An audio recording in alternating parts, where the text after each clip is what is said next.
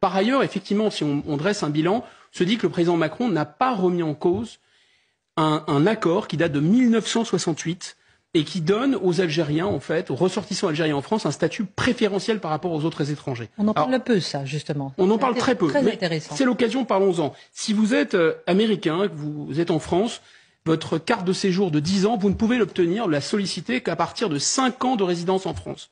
Si vous êtes ressortissant algérien, 3 ans suffisent.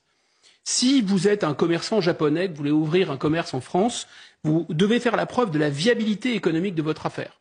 Si vous êtes un commerçant algérien, pas besoin, on vous donne l'autorisation.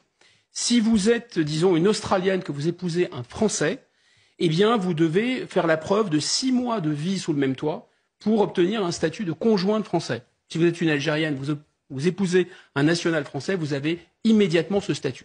Donc il y a quelque chose qui vise en fait un peu à faciliter l'installation des Algériens en France, dont ne bénéficie plus, je répète, le gros des bataillons des immigrés.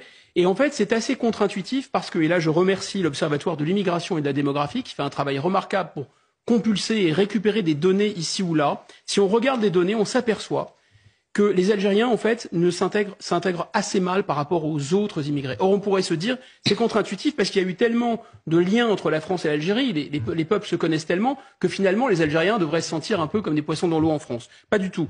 En 2017, par exemple, 41% des Algériens en France étaient chômeurs ou inactifs. En 2017, 50% des ménages algériens vivaient en HLM. 12% des descendants d'Algériens accédaient à l'enseignement supérieur, ce qui est vraiment quasiment la moitié de la moyenne nationale. Il y a quelque chose comme les Algériens en France sont presque plus Algériens que les Algériens d'Algérie. C'est assez contre-intuitif. Par exemple, il y a plus d'Algériens en France qui se disent religieux que d'Algériens en Algérie. Mais il y a un autre mécanisme étrange, c'est que le taux de fécondité, le nombre d'enfants par femme, en Algérie, les femmes algériennes, c'est 3. En France, les femmes algériennes font 3,6 enfants par femme. Alors on n'en est pas encore à ce que les démographes appellent la revanche des berceaux, mais il y a quelque chose qui se passe qui est assez contre-intuitif.